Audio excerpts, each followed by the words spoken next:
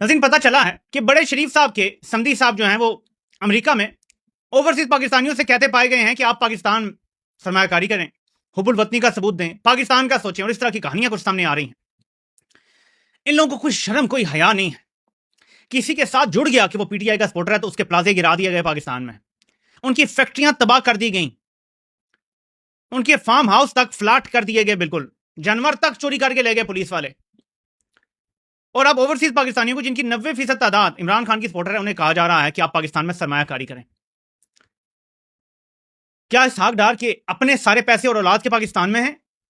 क्या शरीफ खानदान के सारे पैसे पाकिस्तान में हैं? सारी जायदादें पाकिस्तान में हैं? इमरान खान तो कह सकते थे, वो कहते हैं मेरा दुनिया में कोई ना फ्लैट है ना जायदाद है, वो कहते थे तो ओवरसीज पाकिस्तानी बिलीव करते थे। इमरान खान के दौर में ओवरसीज पाकिस्तानी ने रिकॉर्ड इजाफी रकूमात भेजी। अभी तो 30 लाख एक्स्ट्रा ओवरसीज पाकिस्तानी ना गया होता तो इधर हमारा दिवालिया हो जाना था। मेरे पाकिस्तानी, इन्होंने पाकिस्तान को बर्बाद कर दिया है। जर्नैलों ने इस कौम के 78-79 साल खा लिए हैं। वक्त आ गया है कि जर्नैल इक्तदार छोड़ के पीछे हट जाए। ये जो मैं यहां भाषण देता रहता हूं ना, मुझे देखते कम लोग हैं, लेकिन जिन्होंने देखना है वो जरूर देख लेते हैं। क्या आपको याद है कि मैं एक बात कहता था कि पीपल्स पार्टी और नून लीग को ध्यान देना चाहिए? ये मैं उनको मुखातिब करके कह रहा हूं कि ये जो मीर जाफर है, ये आगे 28वीं तरमीम भी करवाएगा, 29वीं भी कराएगा, और आपको लात मार के ना सिर्फ निकालेगा बल्कि आप सब लोगों का अंजाम जेलों में होगा, और आपके लिए कोई बोलने वाला भी नहीं होगा। और अब खबरें आ रही हैं कि दोनों पार्टियां परेशान हैं और हीले तलाश कर रही हैं कि कैसे कैसे को पांव पकड़ें, सर रगड़ें, नाक रगड़ें, जूते चमकाएं कि उनको राजी कर लें कि जी आप 28वीं तरमीम ना करें, हम नौकर, हम गुलाम, आप तरमीम के बगैर जो करना चाहते हैं कर लें, तरमीम ना करें। तो बात जो मैं करता हूं ना, वो पहुंच जाती है जहां पहुंचनी होती है। इसी तरह जब मैं कहता हूं ना कि मैं फौज को बतौर इदारा मुखातिब कर रहा हूं, वो बात भी पहुंच जाती है। क्या मैंने साल डेढ़ पहले यह कहना शुरू नहीं किया था कि फौज ने जो 9 मई के बयानी का ढंढोरा शुरू किया हुआ है, ये मुल्क तोड़ने वाला बयानिया और फौज को ये छोड़ना पड़ेगा? क्या आप वक्त ने साबित नहीं किया कि फौज ने इस दफा 9 मई का बयानिया छोड़ा है और इस बार सो कॉल्ड ऑपरेशन बुनियानुल मरसूस का बयानिया चलाया गया है पूरे मई के दौरान? सच साबित हुई ना बात। तो हम जो बात करते हैं, ये सिर्फ मैं अपनी बात नहीं कर रहा, आप सोशल मीडिया पे एक पोस्ट करते हैं ना, आईएसआई के लोग सोशल मीडिया यूज करते हैं, फौज के अपने अफसरान सोशल मीडिया यूज करते हैं, फिर वो रिपोर्टिंग होती है कि हाँ जी अवाम क्या कह रही है, इन्फ्लुएंसर्स क्या बोल रहे हैं, सहाफी क्या कह रहे हैं, बाहर बैठे लोग क्या कह रहे हैं, पाकिस्तान में बैठे लोग क्या बोल रहे हैं, अक्सरियत क्या, सब रिपोर्ट्स जाती हैं और इनका बड़ा असर होता है। मैं इसलिए सब लोगों को कहता हूं, आवाज जरूर उठाएं, आपकी आवाज में बड़ी ताकत है।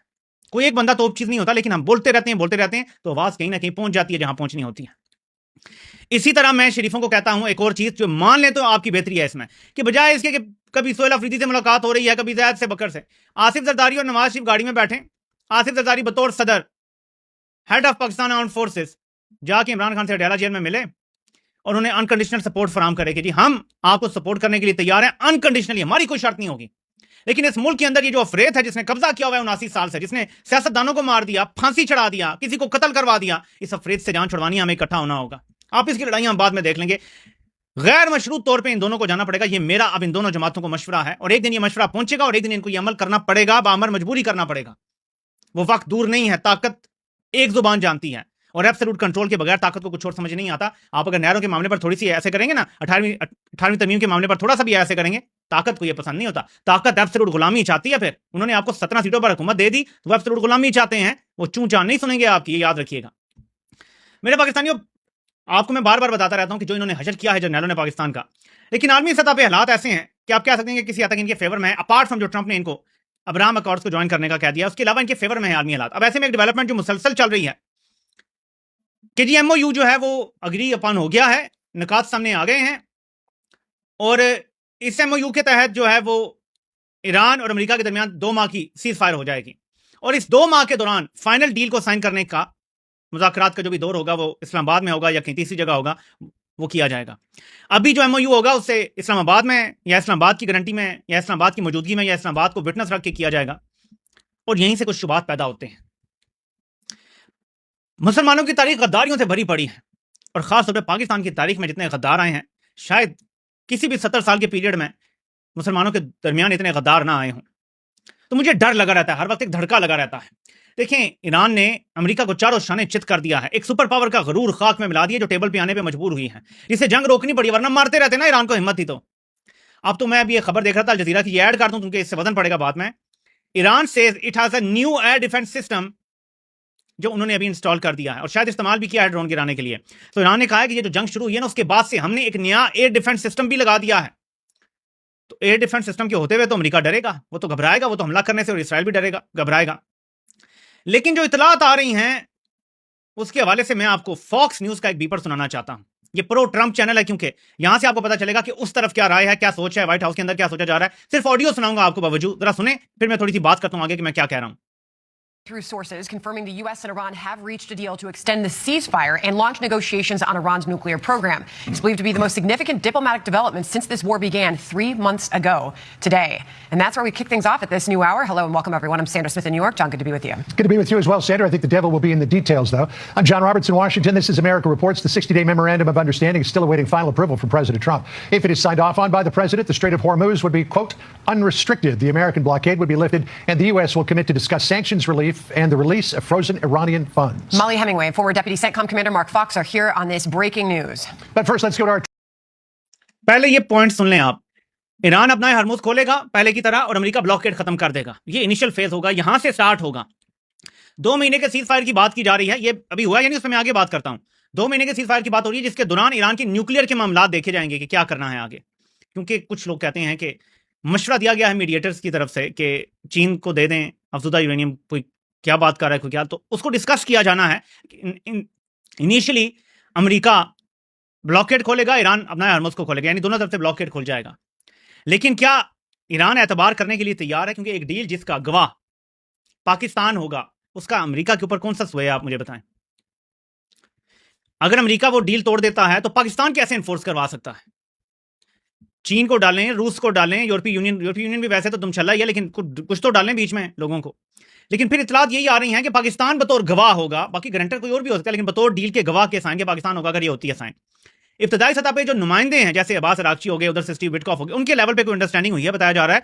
लेकिन ना ईरान की टॉप लीडरशिप ने अभी तक एक्सेप्ट किया है और ना ट्रंप ने अभी तक साइन किए हैं।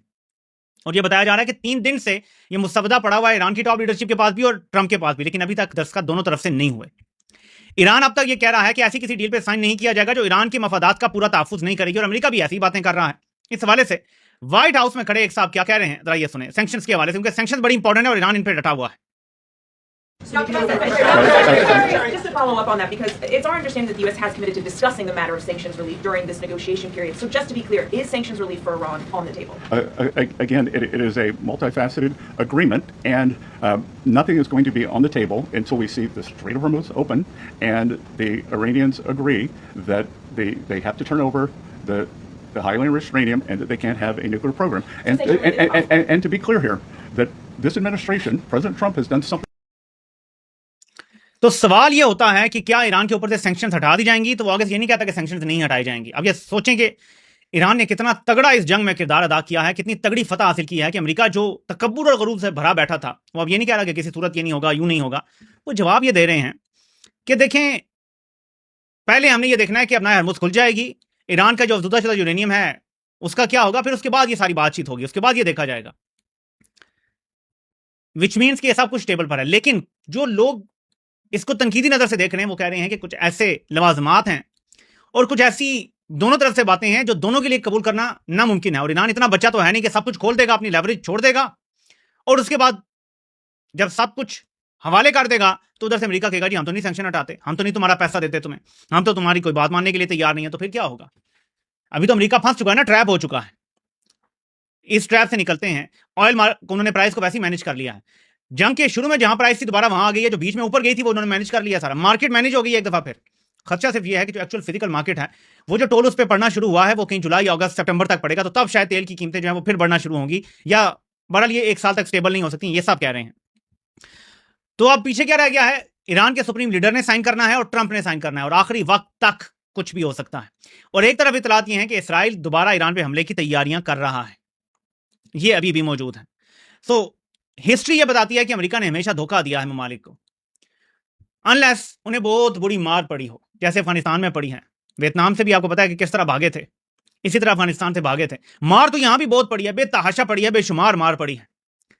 लेकिन इसके बावजूद जो मकासद हैं वो ज्यादा बड़े हैं। एक मुल्क की तोसी का ख्वाब और अज़ाइम ज्यादा बड़े हैं, और उसको पूरा करने के लिए जाहिर है कि ये नहीं देखा जाएगा हमारा नुकसान कितना हो रहा है। वियतनाम जंग का मकसद कुछ और था, अफगानिस्तान जंग का मकसद कुछ और था, यहां तो मकसद ही कुछ और है।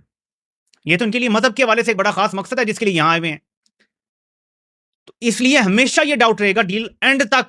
लेकिन पाकिस्तान के हवाले से कहा जा रहा है कि पाकिस्तान ने आखिर वक्त तक ये कोशिश जारी रखी हुई है कि यूरेनियम अगर ईरान अमेरिका के हवाले नहीं करना चाहता तो फिर कोई तीसरे मुल्क को कहीं डाल के कोई गारंटी आलमी इदारों की निगरानी में वहां चला जाए यूरेनियम, ये बातें आ रही हैं। अब पाकिस्तान के अंदर जो कंपनी के वो कहते हैं जी ऐसी तो कोई बात हुई नहीं, हमने तो ऐसी बात की नहीं है, लेकिन जाहिर है कि कोई भी एक्सेप्ट नहीं करता। लेकिन ये बहुत ज्यादा खबर फैल रही है कि ये मशवरा दिया जा रहा है, यूं ही कह देते हैं मीडिएटर्स की तरफ से, हो सकता है पाकिस्तान के अलावा किसी ने दे दिया हो, कि अगर ईरान अमेरिका को देने के लिए तैयार नहीं है लेकिन देने के लिए तैयार है तो फिर किसी और मुल्क में दे देते हैं, न्यूट्रल मुल्क में, और फिर आलमी इदारों की निगरानी में रहेगा तो बस ठीक है, किसी को कोई मसला नहीं होगा। ईरान के सदर ने आज फिर कहा है कि हम एटमी हथियार नहीं बनाना चाहते। अमेरिका का सामने तो दावा यही है ना कि हमें सिर्फ एटमी हथियारों का मसला है, वो तो उन्हें गारंटी मिल रही है कि वो नहीं बनाना चाहते, बात ही खत्म हो जाती है, गेम ओवर हो जाती है यहीं पे। लेकिन इसके बावजूद अब तक डील पे साइन नहीं हुए दोनों तरफ से जो टॉप लीडरशिप है उनके, तो ये एक इशू रहेगा जब तक कि सब कुछ हो नहीं जाता। और फिर अगर सीज फायर होता भी है तो ये सीज फायर तो बड़ा फ्रेजाइल किस्म का होगा, क्योंकि जंग बंदी और चीज होती है, सीज फायर और चीज होता है। जंग ही खत्म हो जाए, अमन मुआहदा हो जाए आपस में, वो कुछ हो रही है तो सीज फायर है। ये तो टेम्पररी होता है, किसी टाइम भी आप किसी भी हमला करके फिर कहते हैं जी हमने ये किया था उसने वो कर दिया, तो चलें जी सीज फायर का में भी हुआ है, परसों हमला हुआ दोनों तरफ से, अमेरिका ने हमला किया, ईरान ने जवाब दिया, ये तो हो चुका है, ये फिर भी होता रहेगा 2 महीने में। सो ये सीज ऑफ बैटल चलती रहेगी और ईरान ये चाहता है, ईरान की ये मर्जी है कि ये सीज ऑफ बैटल चलती रहे यहां तक कि मिड टर्म इलेक्शंस आ जाएं। और ट्रंप चाहता है कि मैं अगले 2 महीनों में ये निपटा के और मिड टर्म में ये मोमेंटम लेकर जाऊं, कहीं अगस्त सितंबर तक डील हो जाए और फिर मैं मिड टर्म में ना महीना डेढ़ पहले लोगों को बताऊं कि देखो जी मैंने ये फटियां बांधी हैं ईरान का, मैंने न्यूक्लियर खत्म करवा दिया है, मैंने फलां दहशतगर्द खत्म कर दिया, मैंने फलां मार दिया, मैंने उनका लीडर मार दिया, उनके जर्नैल मार दिया, उनका निजाम खत्म कर दिया, न्यूक्लियर डस्ट भी मैंने हासिल कर ली। वो ये बेच के इलेक्शन जीतना चाहता है मिड टर्म। तो बहुत सारे स्टेक्स हैं जो हाई हैं और देखना यह है कि क्या डेवलपमेंट होती है इस हवाले से। मैं थोड़ी सी बात करना चाहता हूं जो पाकिस्तान के अंदर इस टाइम सूरत हाल नजर आ रही है।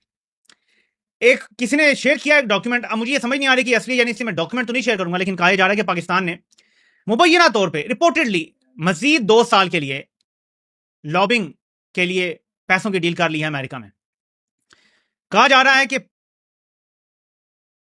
$50,000 पेमेंट जो है वो दी गई है, और उसके अलावा ये एक बड़ा डॉक्यूमेंट है, 3 हिस्से हैं इसके, काफी ज्यादा इस पे लिखा हुआ है, क्रिटिकल मिनरल्स के हवाले से, promotion of trade and investment. अब अल्लाह जाने पहले वाला डॉक्यूमेंट है जिस पे किसी ने तारीख तब्दील कर दी है, क्योंकि आपको पता है आजकल एआई का दौर है, मैं इसलिए ज्यादा जो है वो ध्यान देता हूं कि अभी डॉक्यूमेंट किसी ने शेयर किया तो मैं इसलिए आपके साथ शेयर नहीं करना चाहता। लेकिन ये बात तो कंफर्म है, अमेरिका में फारा की वेबसाइट पे मौजूद है कि इन्होंने लॉबिंग फर्म्स हायर की हुई थी और उसके जरिए इन्होंने ट्रंप तक एक्सेस हासिल की है। लेकिन फिर वही बात आ जाती है, सवाल वही आ जाता है कि क्या ट्रंप पागल है या इंडिया के पास पैसों की कमी है और हमारे पास ज्यादा है? सोचे नजर आ, क्या लॉबिंग के लिए हम ज्यादा डॉलर लगा सकते हैं और इंडिया कम लगाएगा? वो तो ज्यादा लगाता है हमसे हमेशा, ये वजह नहीं है। हम असल मुद्दे को भूल जाते हैं और जी लॉबिंग के लिए फर्म हायर कर ली तो बस जी ट्रंप को राम कर लिया। नो नो नो नो, ऐसे नहीं है। लॉबिंग के लिए फर्म हायर की तो बताया क्या, ये इंपॉर्टेंट है। इंडिया क्या दे सकता है? पाकिस्तान दे सकता है अब्राहम अकॉर्ड्स, पाकिस्तान दे सकता है इस खित्ते में बहुत सारे अमेरिकी मफादात को तहफ्फुज। पाकिस्तान चीन से दूरी इख्तियार करके चीन के बेल्ट एंड रोड इनिशिएटिव को भी कमजोर कर सकता है जो उन्होंने किया है, और ऐसा बहुत कुछ है जो पाकिस्तान दे सकता है। असल ये वजह है। लॉबिंग शॉपिंग तो चलो अपनी जगह, लेकिन चलें ये सारे मुद्दे पहुंचाने के लिए लॉबिंग यूज की गई होगी, लेकिन वजह लॉबिंग नहीं है। वजह यह है कि ये देने के लिए क्या तैयार है, ये है असल वजह। सी पैक जितना इन 4 सालों में स्लो हुआ है, जब से शुरू हुआ है कभी इतना स्लो नहीं हुआ। शायद कोविड के दौरान आखिरी बार ऐसे स्लो हुआ था, जैसे अब तकरीबन ठप कर दिया गया, बंद कर दिया गया। जो कारोबार हो भी रहे थे वो भी बंद हो गए हैं इसके तहत। अमेरिका ऐसी रजीम को तो पसंद करेगा ना, फेवरेट होगी जो चीन से दूरी इख्तियार करे, चीन के मामलात में जो माली लेन देन है उसमें भी थोड़ा सा दूरी इख्तियार करे, सारे प्रोजेक्ट से दूरी इख्तियार करे, तो वो रजीम बड़ी पसंदीदा रजीम हो जाएगी। ट्रंप फेवरेट वैसे नहीं कहता।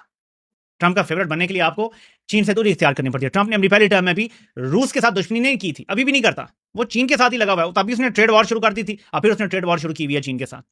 तो ट्रंप का टारगेट चीन है और ये रजीम डिलीवर करके दे रही है चीन के हवाले से। क्या क्या डिलीवर कर रही है हम ये अल्लाह बेहतर जानता है, किस हद तक इस मुल्क की जड़ें खोखली की जा रही हैं अभी हम यकीन से नहीं कह सकते, लेकिन something sinister is going on here. क्योंकि ट्रंप अरब ममालिक को जोर जबरदस्ती कहता है कि अब्राहम अकॉर्ड ज्वाइन करो और कहता है कि कुछ ममालिक को हम पास दे देंगे। ये इतनी सादा बात नहीं है, इस पे बड़ी गहराई से सोचने की जरूरत है पूरी कौम को, और सबको इस पे सोचना चाहिए।